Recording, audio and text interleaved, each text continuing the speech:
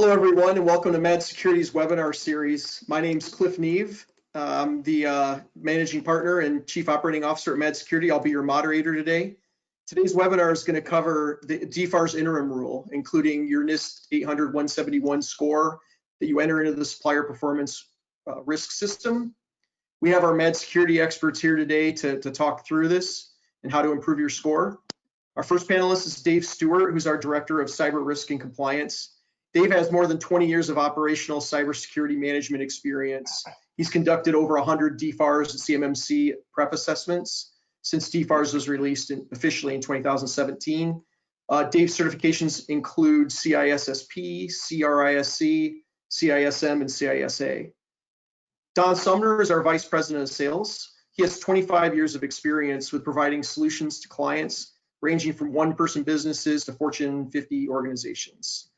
Don has been with Med Security for 4 years, and prior to that, he was a leader in the sales organization for Dell SecureWorks. Finally, I'm Cliff Neve, Mad's COO. I'm a retired Coast Guard officer, and I served as acting deputy commander of Coast Guard Cyber Command. Since joining Med in 2013, I've led hundreds of risk assessments.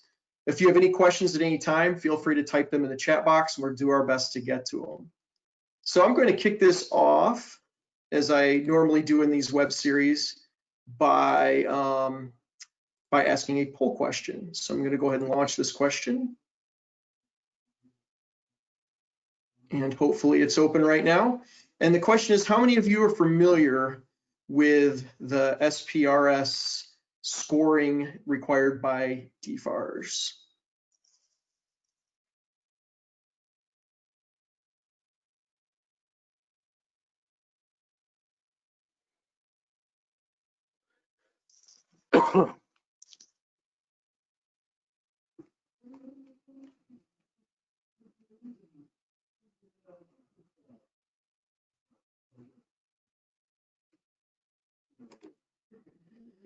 Okay, so we have a mix here of folks. About half of you aren't very familiar, 27% somewhat familiar, and 18% are very familiar. So that's good. We'll get a chance to provide color for those of you that are familiar with it, and for those who aren't, we'll provide a little bit of background up front with Dave, who will be walking us through it. So that said, Dave, can you please talk us a bit through the scoring system? Yeah, sure. So just to give a little bit of background information for those that aren't as familiar with it. So back in September of this year, the DoD issued an interim rule that had two cybersecurity requirements in there. One was this DoD assessment methodology, and the CMMC framework, which is the Cybersecurity Maturity Model Certification.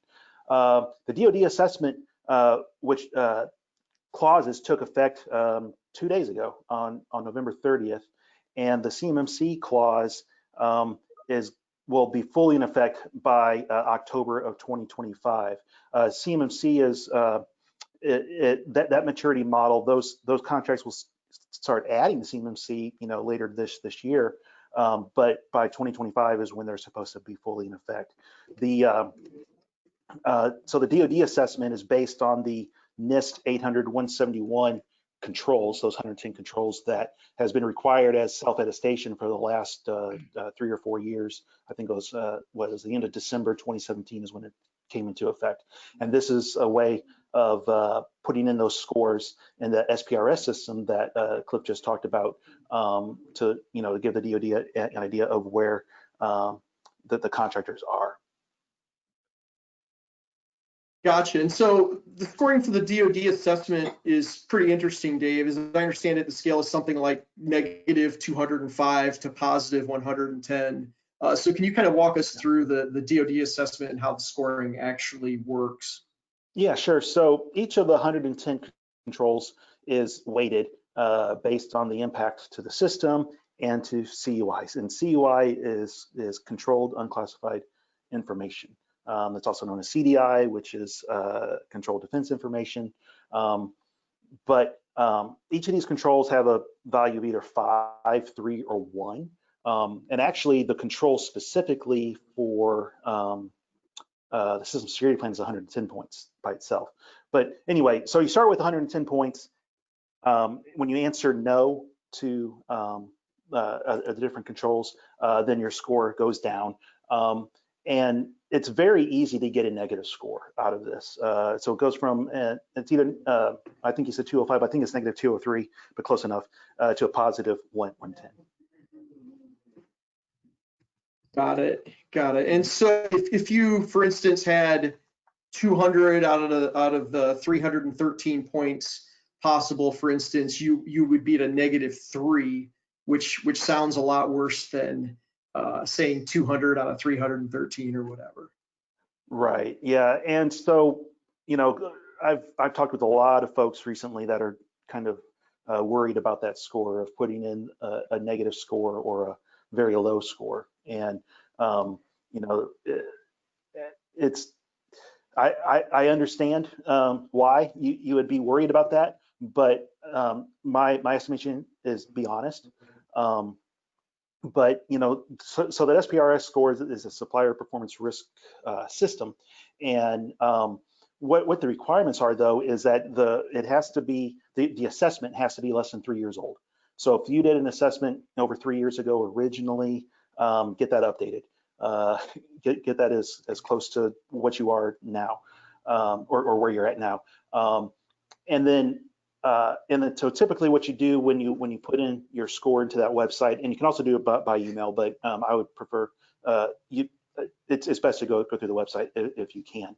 You just put in your score, the score only, not like each individual control. So if your score was 52, right, you put your score 52 in there, and then you have to put your expected completion date of your POAM, or what's called your plan of action and milestones, and that's all of the findings of where you're at in those controls. So so you have that estimated POAM finish date. So say, hey, we're going to get done, you know, the end of 2021. You know, you put that date in there, and but you got to work towards it. Now, one thing that you can do is, like, say your score is a negative something now. If you are completing things and making changes into your environment and getting these controls in place, you can go out there and update that score as much as you want. You could do it every day of the week if you want to. So that option is there. But one thing I would say, you know, companies will be tempted to put in a higher score to make themselves look better. As far as I know, there's going to be right now, no repercussions on lower scores, as long as you are showing that you are making progress in those things. Now, if you're tempted to say, oh, we're just going to put 110, because a lot of companies, believe it or not, these last several years have been pencil whipping this stuff and telling their primes and their contracting officers that, hey, we have all these scores and, you know, these controls in place, and we meet everything. Don't do that. You know, let's all be honest here. And also, if you put in 110, you're probably going to get a little more scrutiny because there's also besides this basic assessment, there's a medium and a high assessment where DCMA is going to come out and audit you. And so if a contract is 1 and you have this type of score, and they, you know, and they're concerned about the sensitivity of the contract, they're going to send somebody out to audit you. So let's all be honest. We know not everybody's in there. And I'll just give you a quick example. I've been working with a very large company for the last 3 years on getting their DFARS requirements in place. They're a large company, and they scored a 95 or 97 when we put this together the other day. By far the highest score of anybody that we have in place. But they've been working on this for 3 years, and they still don't have everything done. So don't think that you're going to get these things done quickly or overnight. It's going to take some time. So just keep that in mind as you are putting those things together. Awesome, thanks, Dave. Now let's say though that you do want to up your score and you do want to get there quickly. When we take a deeper dive into some of these controls, what is the number one thing that somebody can do to raise their score? So yeah, there's a couple of things. One is a system security plan is one control by itself and it's worth 110 points. Everything else is worth either 5, 3, or 1. So it gets into that documentation, right? So most companies, especially the smaller to medium-sized ones, they do a lot of good things. You know, they might have a lot of the technical controls in place and this that, but they are lacking on the communication, or not the communication, I'm sorry, they're lacking on the documentation of policy and procedures. And that's what really causes a lot of issues with companies trying to put things in place, because it's just not the 800-171 controls. One thing that you need to look at is the NIST 800-171A, because that gives you more details of what those controls are looking for, and it gets into like what documentation is needed for those controls. And so while you might have, just do a quick example here, password policy. You know, hey, we have in our GPOs, our password policy set, or it's in Office 365, and it's set to, you know, remembering the last 12 passwords and complex passwords and all this and that. Great technical controls in place, but you also have that need to have that documented in policy as well. Gotcha. And if it's not documented in policy, you lose credit for the entire control. Even if you have it implemented and everything else, if it's not in there, you lose credit for the entire control, and you lose all those points because it's all or nothing in most cases. We'll get to that later on as well. Yeah, and take that just one little step further there. You know, the purpose when it gets to the CMMC is the maturity model. And so these processes have to be repeatable. And so slapping together something real quick and say it's done, by the time you start to get the CMMC certification, you're going to have to show proof that it's being used, and your processes are repeatable and they're being improved over time and things like that. Gotcha. So Don, you're talking to primes and subs every day. What kinds of concerns are you hearing with respect to policies? Yeah, so my point of view is always going to come from the point of view of how many contractors we talk to every week. I mean, every day, really. And what we're hearing a lot, first of all, is, I mean, the policies are the drivers for your technical implementations and, you know, operational implementations and all of that. So a lot of the clients that I'm talking with, they want to make sure they get the policies right so that they've got some guidelines in terms of what kind of remediation they're going to do. They don't want to have a bunch of back and forth, kind of doing something one way, and then the policy comes, and the policy has to be different because of some, you know, corporate reason, and then that means that now they have to make some changes to whatever they've deployed technically, and they're redoing things and making corrections, and sometimes duplication of efforts, and having to go back to policies because now there's something else that should have been part of that policy that wasn't originally, et cetera. So I think there's a lot of focus that I'm hearing from folks right now about, let's get your policies in place that make sense for the organization, and then we've got some kind of guidance for how we're going to now go about some of these remediation efforts. So that's one thing I'm hearing a lot. Completely the other side of that coin is some folks just want to get policy templates, you know, go online and you can find all kinds of policy templates, you know, with a pretty simple search, and then they want to do a search and replace and fill in their company name, you know, and then, you know, put them in a binder or whatever they do, and be done with that. So it helps to have, I mean, they do have the policy in place up front. I think the problem is with that is that every organization is going to be somewhat different and do things differently. And so when an auditor comes, they're going to want to see that the policy is actually being followed, and that can be tough. I mean, far and away the biggest challenge the contractors I talk to have when it comes to CMMC and DFARS is, you know, they characterize it as cultural. There's cultural changes. I mean, because technology is technology, you know, documentation is documentation, but there's human beings, and in a lot of cases, those people have been doing things a certain way for a long time. And so all of a sudden to come in and say, now you have to completely uproot everything that you're doing, every process you've leaned on through perhaps your entire multi-decade career, and now you have to do it this way. So that's, I mean, that's a huge disruption. There's an enormous amount of pushback to that. So if you just take some kind of stock policy from the internet and plop it in front of them, one of two things is going to happen. Either it's going to be a huge disruption to business, or nobody's going to do it. And either way, you're getting some situations that aren't, you know, I mean, the goal of all of this is to have better security operations and manage risk. And so if you've got everybody just not knowing what they're supposed to do minute by minute, or just ignoring it, you're not accomplishing anything. You're checking some boxes that won't even necessarily be auditable.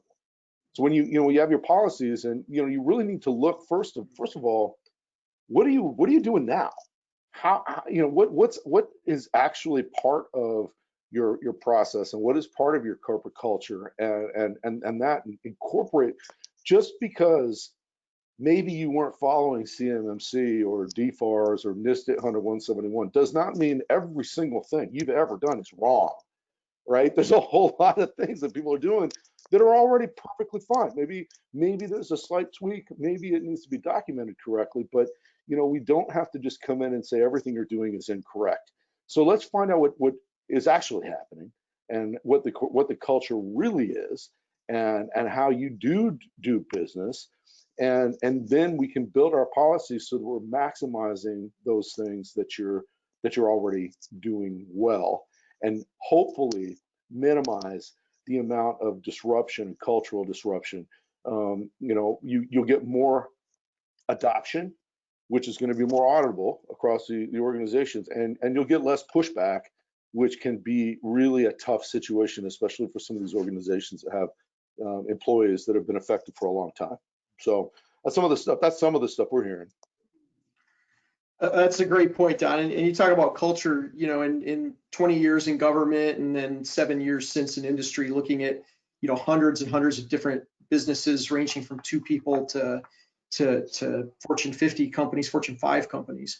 I've never seen a problem that was technical. The problem is always cultural, even worse, political, right? Oh, you're not getting the folks on board. Somebody doesn't want to change the way they're doing things. So the other interesting thing too is, when you talk about culture, is when you slap a policy like that together with no consulting, with nobody who's actually guiding you, you run the risk of maybe even doing too much, or protecting your entire enclave when all you need to do is protect a part of it that has CUI that you can cut down on your cost, and kind of protect the crown jewels, instead of protecting everything. Sometimes means you protect nothing. So what's the best way you found for clients to actually do the SSP? Because we've done tons of them. Well, yeah, and we have, as far as us helping our clients, there's a lot of agreement that having somebody help go through your policies and create them is going to be a best case, because you want to be able to be consistent with culturally what's already happening, like I talked about. But you also need to make sure you have policies for all the different functional areas that you have to have policies. You need to make sure that those policies, as they're written, are going to pass muster when it comes to an auditor, and all of that. Well, and so in order for us to help a client do that, it's very highly recommended that we do a gap assessment too, right? Because that way there's an opportunity for us to get to know the environment, and get to know culturally, get to know the leadership, and get to see how the organization works. And when you're going through an SSP, we're going to be talking about policies, but there's also there's a narrative about how the company goes about their remediation and their business, and so understanding those things, and understanding what the organization really looks like, and where the strengths are and where the weaknesses are, not only is going to result in a good poem that we can follow, but it's also going to result in an SSP and policies that are going to be consistent with like a broader view of reality than just trying to come in cold. So that's normally a great solution, and it's also a relatively easy one for gaining a lot of points when it comes to your SPRS, because there's a lot of points associated with policy and system security plan and all of that kind of stuff. So we're trying to accomplish several goals at one time. We're trying to check all the boxes that we possibly can when it comes to compliance, and we're trying to up our score to improve our our competitive posture and reputation. And we're also trying to create an environment that is sustainable, that people can actually use, so that you can show adoption, and you can show maturity growth, and you can grow as an organization, rather than having compliance be this completely separate thing that just nobody wants to think about. It just becomes kind of how you do business. So I think that that's, as far as increasing your security posture, also gaining your points, and I think also just on the note of a third party. I mean, we hear this a lot. It's kind of a sanity check.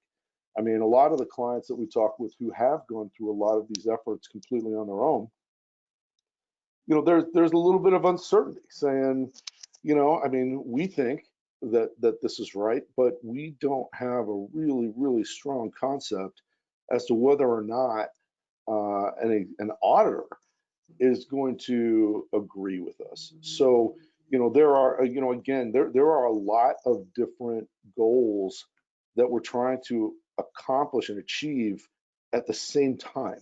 And so a coordinated effort like that, so that we're maximizing our benefit, makes it a little less of a bitter pill to swallow that we have to do this in the first place. If we're gaining benefit and business momentum throughout a wide variety of areas, it makes it a little easier to justify the effort. If I could interject too, Don, Sure. For just a moment. So you're talking about, system security plan, but also policies and stuff. A lot of folks, are saying, well, what's a system security plan, or is there a template, right? And now NIST has one out on their website of a template, and that's fine if you want to do that. Basically, it's set up to where for each control it has its own box, if it's implemented or not, and then what your plans are if it's not implemented. I personally don't like that method, just because I like to tell a narrative when we create our system security plans of, this is how we do access control, this is how we do incident response, this is how we do media protection, so on and so forth, right? Because these controls all kind of map back and forth to each other, and they flow into each other.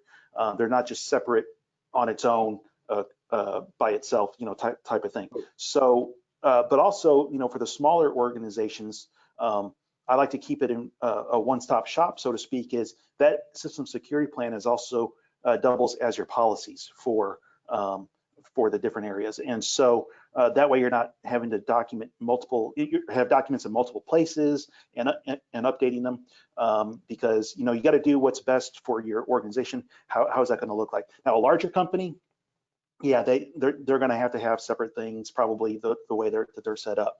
But the smaller you are, hey, let's keep it as simple as possible. Mm-hmm. No, definitely. I think you're So muted. clearly documentation is important. It wouldn't be a webinar without me doing that at least once, right? So so documentation clearly very important. And so Dave, what is the next category that might take up a big chunk of points, or comprise a big chunk of points that you would recommend folks also look at? Yeah, so trying to get big wins, especially if you have a pretty negative score, is looking at like a SOC as a service, or a security operations center as a service, or a managed security service provider known as an MSSP.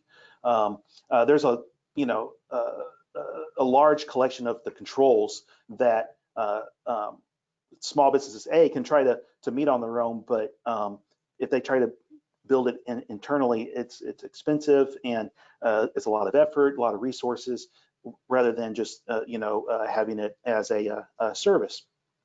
And so, for example, most of the auditing controls, there's I think 19 points worth in there, right? That they can be handled by a SOC as a service or an MSSP. And the reason why I say most of the points is because you still, the company still is responsible for the management controls, which is like the policies. right? You just can't hand over controls to a third party and say, here, do it and tell me I'm done. You know, there's the ownership there that the company has to have. And but so yeah, so the audit section, those controls can be met, but also there's a lot of other controls of monitoring that a 24/7 SOC can handle, you know, from a intrusion detection perspective, firewall, you know, reviewing that, what users are doing within the environment, that separation of duties where, where, do I see, people trying to execute privileged functions, things like that. Those can all be captured with SOC as a service. So so in all, if you sign up with a good MSSP, you're going to instantly cover many of the controls, and then but in some ways it'll be tough to come by, right, if you try to do it on your own, especially the smaller organizations with lack of resources.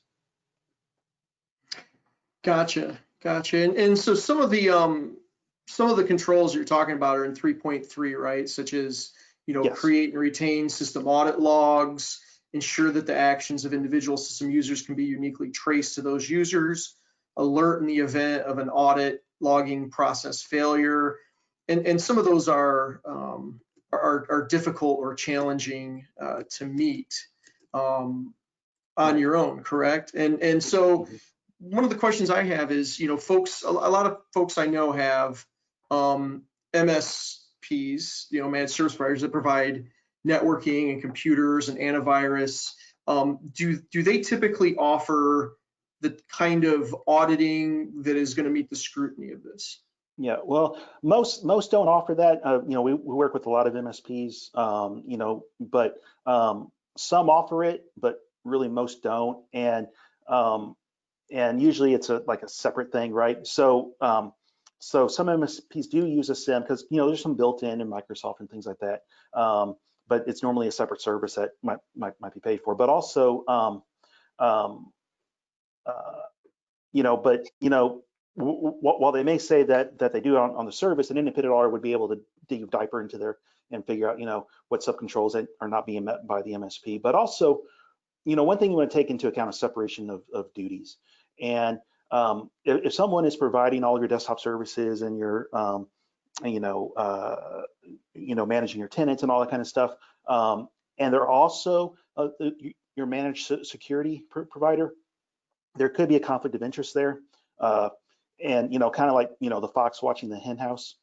Just something to keep in mind if you have those. I mean, a lot of MSPs don't have this because they understand that, and some do. And I'm not saying that it's wrong or anything. It's just, but it's just something to keep in mind of that separation of duties, because that is a control of separation of duties within the environment. Got it. And we talked a little bit before about if one control is met or one part of the control is met or not met. Can you talk a little bit about partial credit for those controls? And we're looking at, SOC as a service meets those 19 points or most of those 19 points, assuming that your SSP is covered.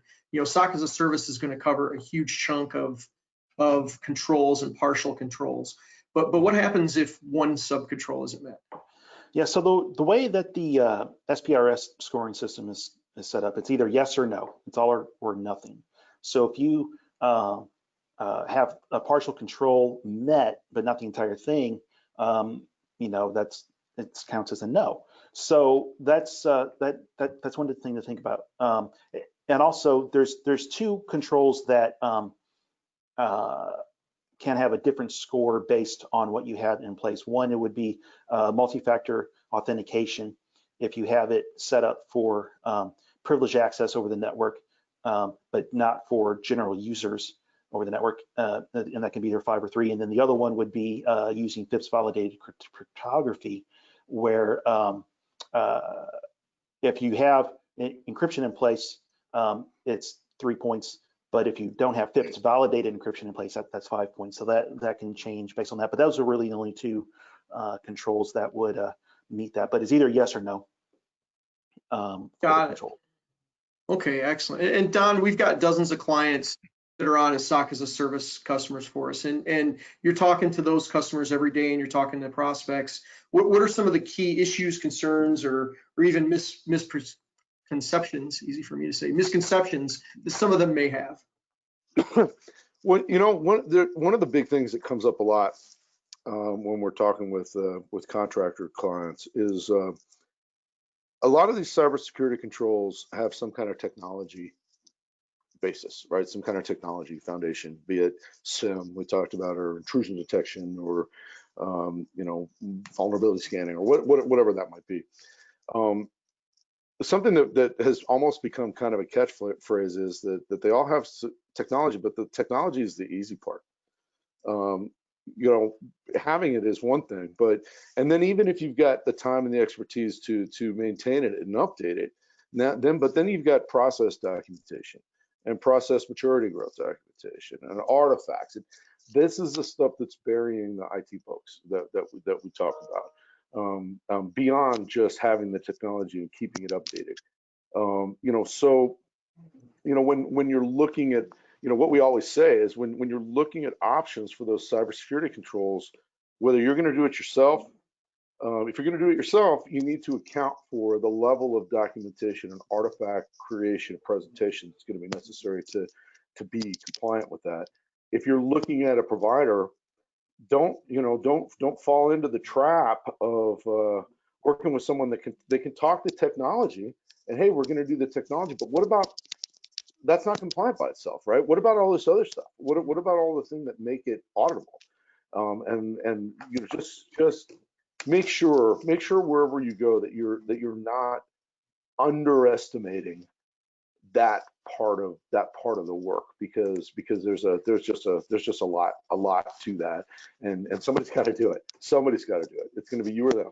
So that's really kind of one thing that comes up a lot. I think another thing is we do talk to some folks who are saying that we're going to wait until we have a security issue, or we're going to wait until we have a contract that specifically calls out, say, CMMC level 3 or something like that, before they start going this direction of getting some assistance with the cyber controls and SOC as a service and all of that. And I think what some folks are missing in that train of thought is that it's not going to be in place, operational, and auditable overnight.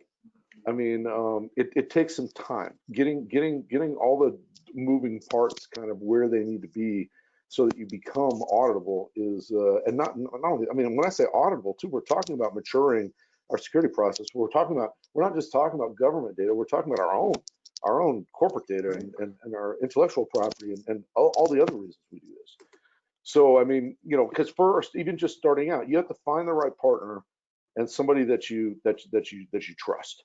And we've heard enough horror stories with contractors who have worked with folks that have let them down, to know that this is, we got to put some time into that. And we really, we need to check references, and we need to see what the reputation is, in the marketplace, and those kinds of things, which are very important. So many companies, this is just a side note because it's something that comes up a lot too.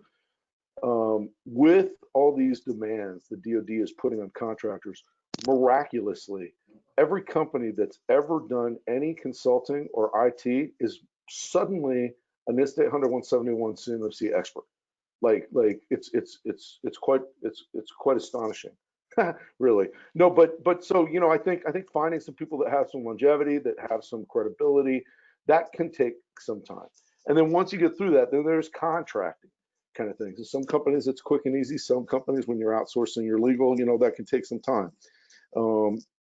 And then even after you get that, you start to do kind of deployment, and then you got your configuration and tuning, and now you've got to create custom playbooks associated with all the processes and how that works.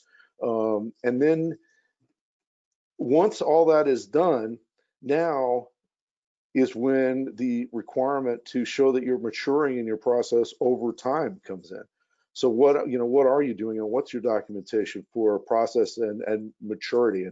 how frequently are you looking back at some historical period and making programmatic changes that'll increase your posture. And you know, I think one of the keys to showing maturity growth over time is the over time. I mean, you're not going to be able to show maturity growth over time in a month, 2 months, 3 months. You need to have it and live with it and operationalize it and grow it and have the right documentation. And it just takes some time. So I think waiting to the last minute can really put companies behind the 8 ball, because they'll find that when it's needed for them to be able to demonstrate that they're good to go, you know, when it comes to being auditable, they're finding out they just haven't been at it long enough to be able to show that. So a couple of things, those are a couple of things that come up. Gotcha. All right, well, I think it's time for another poll here. SOC as a service clearly, or SOC is clearly important. A lot of controls feed into that. So I'm going to go ahead and launch this. How many of you have a security operations center or something that that looks like a security operations center?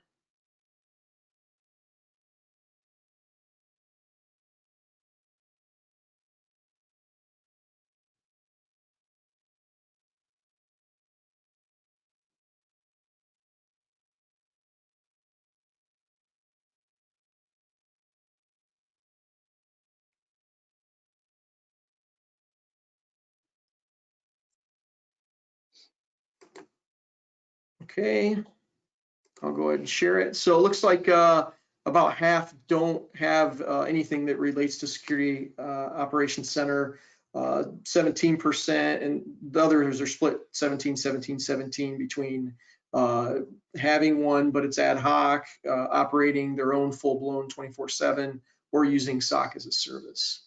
So yeah, I can definitely tell you as a security practitioner and having built several SOCs, it's hard to do. So building out a SOC or building out that capability should be a huge priority. Those are not only a big chunk of points, but it's also it's significantly difficult to do those things. Usually, even before DFARS, you know, what happened and we were doing audits for folks, doing log audits and things like that was the most common gap that we found in doing those audits, because IT people don't like auditing logs, and frequently they only do so if there's an incident. Instead of proactively reviewing the logs to see if there's an incident, they only do it if something else prompts them to think there's an incident, and then they go back and review it. But you're never going to catch an advanced persistent threat or some of those kinds of things that way unless you're very proactively going through logs and tightly tuning your SIM. And Dave, one of the things that we've talked about before this was that you're moving on from SOC is that some of these controls can be a little bit tricky. Can you talk a little bit about why the controls might be a little bit tricky or vague? Yeah, sure. So yeah, one of the things common, I would say complaints, but comments that I get from a lot of folks is like, man, we tried to look at this control internally before you came here, and we didn't really understand what this was saying, or they're vague, and a lot of the controls are vague, and yeah, in some cases you wish, hey man, why didn't they explain this one a little bit better? But they're also vague on purpose, because depending on the size of the company you are, and the way you operate, your answer to a control like that is going to be different. And so, a small company is not going to apply some of these controls the same way that a large company would do it. That's just the way it is. And so, when we look at these controls, what we try to look at is how can we meet the intent of the control or the spirit of the control. And so just a good example would be like configuration management, right? So in an environment, in a large company environment, they will probably have a very detailed ticketing system, or they should, if they're really large, where it has to go through a change control board and all these different steps, which could take a while. A small company, on the other hand, where they have an IT staff of 1 or 2 people, that doesn't make sense, right? So how can you meet the configuration management and change control thing? So you have to put steps in place or processes in place that, as we talked about before, that are repeatable. And so you just go and define roles and responsibilities. Who's responsible for well, anyone can request a change, but who's responsible for reviewing the change and then approving the change, and then who's responsible for implementing the change. And there has to be a separation there too. So if you have an IT team of 1 or 2 people, you might need to have someone else outside of that group, like if you have a COO in your company, for example, make that person the approver. But then if you don't have a large ticketing system or whatever, track it in a spreadsheet or on a SharePoint site list. Don't track things in email, because managing email sucks, and you really shouldn't be doing that. But anyway, just put those things in place.